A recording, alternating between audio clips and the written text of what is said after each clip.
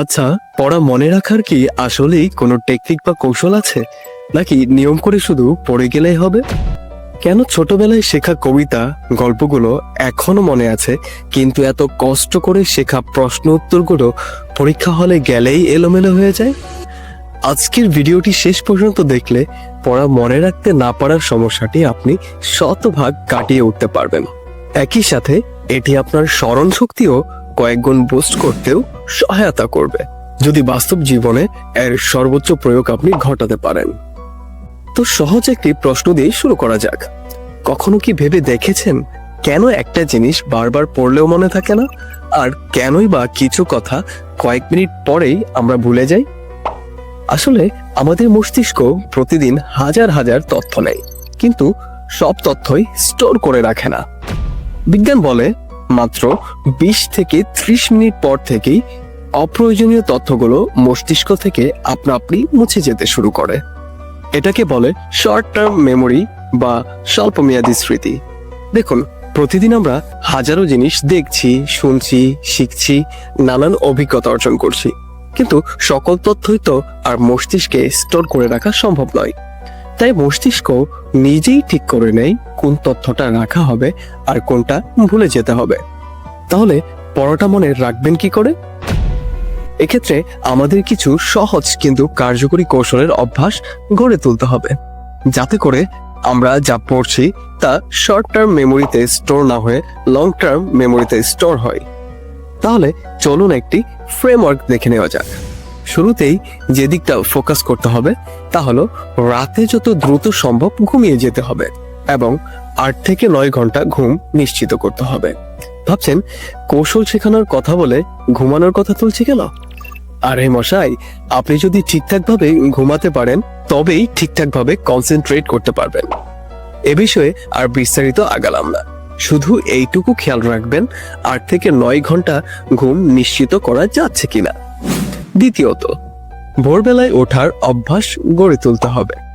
বিভিন্ন গবেষণায় দেখা গেছে এই সময় আমাদের ব্রেইন সবচেয়ে বেশি প্রোডাক্টিভ থাকে, যার ফলে এই সময় কিছু পড়লে খুব সহজে আত্মস্থ করা যায়। তৃতীয়ত, যাই পড়বেন বুঝে শুনে পড়বেন। এটা দীর্ঘমেয়াদে পড়া মনে রাখতে সহায়তা করবে। এবং প্রতি 25 মিনিট একটানা পড়ার পর অবশ্যই 5 মিনিট বিরতি রাখুন। এতে আপনার ব্রেইন রিল্যাক্স ফিল করবে। আর এই 5 মিনিটে ভুল করেও ফোন বা ল্যাপটপ হাতে নেবেন না। এ সময় একটু শুয়ে বা বসে বিশ্রাম নিতে পারেন, নতুবা আপনার পছন্দ অনুযায়ী কোনো ছোট গল্প, কবিতা, কমিক্স, ড্রয়িং ইত্যাদি করে নিতে পারেন। এতে একঘেয়েমি কাটবে ও পড়ার মনোযোগ ফিরে আসবে। চতুর্থত, চেষ্টা করুন হালকা উচ্চ স্বরে পড়ার জন্য, অন্তত যাতে আপনি যা পড়ছেন তা আপনার কান পর্যন্ত পৌঁছায়। বাসার মুরব্বীরাও কিন্তু দেখবেন পড়তে বসলে আওয়াজ না শুনলে বলে, কিরে পড়ার আওয়াজ শুনছি না কেন? আসলে যখন আমরা আওয়াজ করে কিছু পড়ি তা আমাদের মনোযোগ বৃদ্ধি করতে সহায়তা করে, কেননা এখানে মুখের পাশাপাশি কানও অ্যাক্টিভ ভাবে কাজ করছে। আমরা একটি কাজে শরীরের যত বেশি ইন্দ্রিয়কে কাজে লাগাতে পারবো, সে কাজটি তত বেশি ইফেক্টিভ হবে। এক্ষেত্রেও তাই হচ্ছে। পঞ্চমত, একটি তথ্য বারবার রিপিট করা ও লিখে নেওয়া। আমরা যখন একটি তথ্য বারবার পড়ি তখন আমাদের ব্রেন বুঝতে পারে বিষয়টি গুরুত্বপূর্ণ। তাই বারবার পড়া ও লেখার মাধ্যমে অনুশীলন করলে সহজেই সেই তথ্য আমাদের শর্ট টার্ম মেমোরিতে স্টোর না হয়ে লং টার্ম মেমোরিতে স্টোর হবে। তাই স্মরণও থাকবে দীর্ঘ সময়। এছাড়া পড়া রিভিশনের ক্ষেত্রেও আমাদের একটি গুরুত্বপূর্ণ বিষয় মাথায় রাখতে হবে। জার্মান মনোবিদ হারমান এভিঙ্গসের মতে, যে কোনো কিছু পড়ার 1 ঘন্টা পর সেটির মাত্র 44% আমাদের মনে থাকে। তাই আমাদের উচিত তাৎক্ষণিক রিভিশন না দিয়ে একটু বিরতি দিয়ে একই বিষয় আবার পড়া। তাতে পড়া মনে থাকার সম্ভাবনা বেড়ে যায়।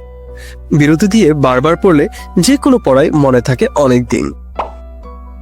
আরেকটি কৌশল হচ্ছে কোনো কিছু পড়ার পর তা অন্য কাউকে শেখানোর চেষ্টা করা।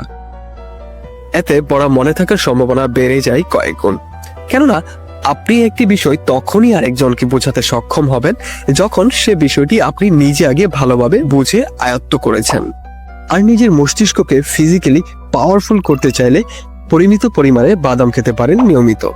বাদাম মস্তিষ্কের পুষ্টি যোগায়, স্মৃতিশক্তি ও মনোযোগ বাড়ায়, ফলে এটি পড়া মনে রাখতে সহায়তা করে।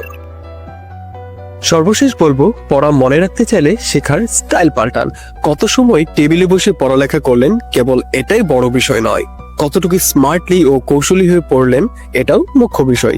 কারণ ভুলে যাওয়াটা আপনার সমস্যা না, এটা আপনার মস্তিষ্কের স্বাভাবিক কাজ। আপনি পড়া মনে রাখতে আর কি কি কৌশল ব্যবহার করেন অবশ্যই কমেন্ট করে জানান, যাতে করে অন্যরাও উপকৃত হতে পারে। আর ভিডিওটি শেয়ার করুন সে বন্ধুদের সাথে যারা পড়া মনে রাখতে হিমশিম খাচ্ছে। ভিডিওটি যদি ইনফরমেটিভ লেগে থাকে তাহলে একটি লাইক দিয়ে অনুপ্রেরণা জাগাবেন। আর আমাদের চ্যানেলের এমনই রোমাঞ্চকর শিক্ষামূলক ভিডিও দেখতে সাবস্ক্রাইব করে রাখুন এখনই। দেখা হচ্ছে পরবর্তী ভিডিওতে, সে পর্যন্ত ভালো থাকুন, ধন্যবাদ।